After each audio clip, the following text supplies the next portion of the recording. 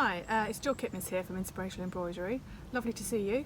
Today we're concentrating on how to stretch a piece of canvas work. Now this is really important if you want to make your pieces into cushions or beautiful framed pictures. So here I have an example of one of my students' work where she's completed Elizabeth Bradley kit, and you can see it's a little bit out of shape. Now this isn't too bad because it's done in cross stitch, so it has maintained a little bit of its shape. But if you use something like 10 stitch, it can go off a little bit at an angle.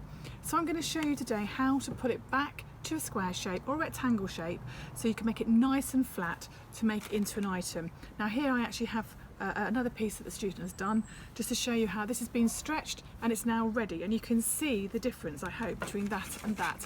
Gives you a nice flat clean surface to make into what you want. Now before you start, there's a few pieces of equipment that are essential to this project. You need a good waterproof board. Now here you can see I've done some stretching on this before, so it's got some holes in it. This is a waterproof MDF board that I'm sure if you go to any good wood working places, they will be able to maybe give you an offcut. Even maybe a plumber's merchant might be able to give you an offcut because it's used a lot in bathroom shops and bathrooms. So now we're going to put this down and we're going to put a towel. This is an old towel that I've got that has been used and used, and now I want this to be put down so that it absorbs the water that I'm going to put on the piece of embroidery. So this is in position, so you've got your board, waterproof board, and you have your towel. It could be an old blanket, but whatever you use, just make sure it is old and it has previously been washed. You want to make sure there's no dressing or anything in it. So we take our piece to be mounted, to be stretched. So we start with a hammer, my trusty little hammer, and here I've got some galvanised nails. Now it's really important to make sure they're galvanised so they don't rust into your work. So we're going to start with a corner here, and we're going to bang this in nice and firm. Now we're going to try and keep this edge as straight as possible. Now there's a couple other pieces of equipment you need, either a tape measure or a lovely long steel rule, so you can measure accurately the length of pieces that you want.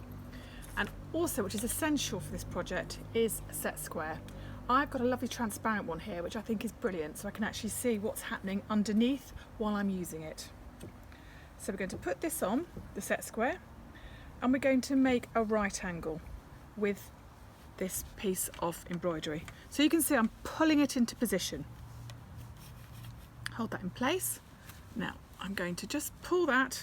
Can you see along here? I've got a nice straight edge going along there. And I'm going to hold it and pull it taut. And I'm going to put another nail into this corner here.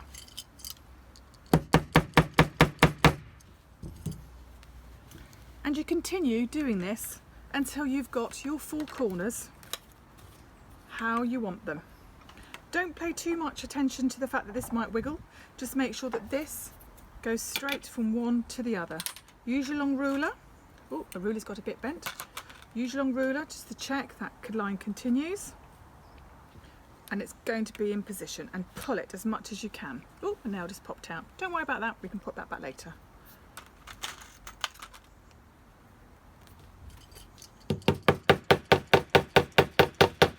I will come back to you later when I've got the piece almost completed, and then we will discuss what to do after that. Here we can see I've now gone around the whole square, and I'm just putting the last few nails in. So you put the nail in and you pull towards, I'm pulling towards myself here. So I'm creating tension in the canvas, in the piece of embroidery. Now this has also showed a few little holes that my student has actually missed, but we can put those back in afterwards, that's not a problem. So don't panic if you see any stitches that you perhaps have missed. Now, let's just see how that's doing. Is there any more nails that I perhaps need? Let's get my set square on here, just to check I have the right angles that I need to make a nice cushion. Perfect. Perfect. Lovely. And brilliant. So, oops, daisy. So what we're going to do now is we're going to leave that, just give it some more water, Good, squirt that. You can really get this very, very wet. Don't be frightened. Now, this is a commercial kit, so obviously it's been tested, the wools have been tested for colour running. If you are using wools or threads that you don't know and don't know where they've come from, just perhaps test a little bit of your embroidery before you actually do this to check that they are colour fast. That means that they won't actually run into each other. Most good makes of embroidery threads are like DMC, Appleton's, and all commercial kits you buy have been tested.